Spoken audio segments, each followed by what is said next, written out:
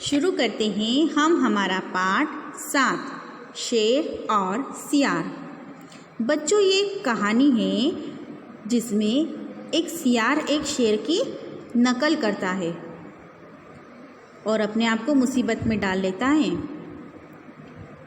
कभी भी किसी की नकल नहीं करनी चाहिए, उससे हम मुसीबत में पड़ सकते हैं और कभी कभी हंसी के पात्र भी बन जाते हैं।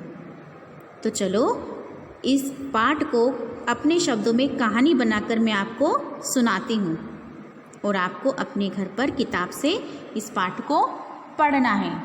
तो चलो शुरू करते हैं हम हमारा पाठ शेर और सियार। तो बच्चों, एक बार की बात है, किसी जंगल में एक सियार रहता था। वो सियार सुबह सुबह उठा और जंगल में घूमने निकल गया। घूमते घूमते वो एक शेर की गुफा के पास पहुंचा और अंदर चला गया छुपते छुपाते। अब वो अंदर चला गया तो उसने क्या देखा कि शेर जो जंगल का राजा होता है वो महाराज सोकर उठे हैं और अपनी रानी मतलब शेरनी से पूछते हैं कि बताओ ज़रा, क्या मेरी आंखें लाल है? तो शेरनी ने कहा, हाँ महाराज, आपकी आंखें लाल है। शेर ने फिर पूछा कि क्या मेरा अंग अंग फड़क रहा है? तो शेरनी ने कहा, हाँ महाराज, आपका अंग अंग भी फड़क रहा है। यह सुनकर शेर जोर से दहाड़ा और शिकार करने के लिए निकल पड़ा। अब सियार भी उसके पीछे पीछे चला गया। क्यों, वो हम आगे देखते हैं। अब बच्चों, सियार शेर का पीछा कर रहा था। शेर की आंखें लाल हो रही थी, शरीर फड़क रहा था। तो सियार ने देखा एक हिरन घास चर रहा है और शेर ने भी देखा। शेर उस हिरन की तरफ गया। सियार तो पीछा कर ही रहा था। शेर हिरन की तरफ गया और छलांग मारकर उस हिरन का शिकार कर लिया, मतलब उस हिरन को मार डाला।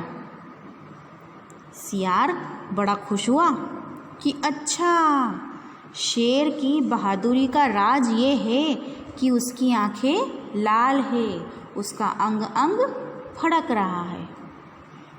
अब वह सियार अपनी सियारनी के पास गया और सियारनी से कहने लगा कि क्या मेरी आंखें लाल है? तो सियारनी ने कहा कि हाँ महाराज, आपकी आंखें तो लाल है। उसने फिर सियारनी से पूछा कि क्या मेरा अंग अंग भी फड़क रहा है? तो सियारनी ने कहा कि हाँ महाराज, आपका अंग अंग भी फड़क रहा है। जैसे ही सियार ने सियारनी की ये बातें सुनी, सियार तो बड़ा खुश हो गया और निकल पड़ा शिकार करने के लिए। अब सियार को घमंड आ गया कि यार, मैं तो अब शिकार कर सकता हूँ। अब ऐसे करके वो निकला, थोड़ी दूर पर गया, उसे एक ऊँट दिखा। वो ऊँट ज़मीन पर लेटा हुआ आराम कर रहा था।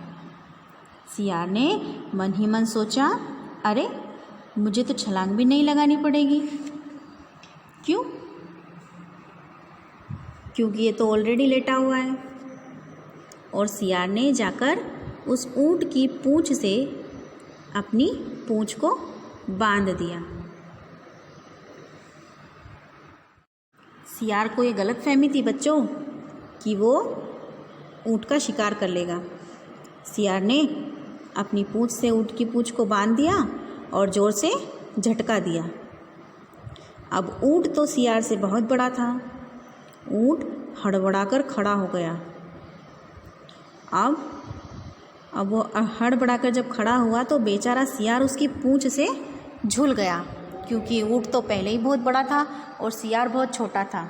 वो किसकी बराबरी करना चाहता था? वो शेर की बराबरी करना चाहता था। अब सियार तो डर गया क्योंकि वो ऊँट की पूँछ से झूल रहा था।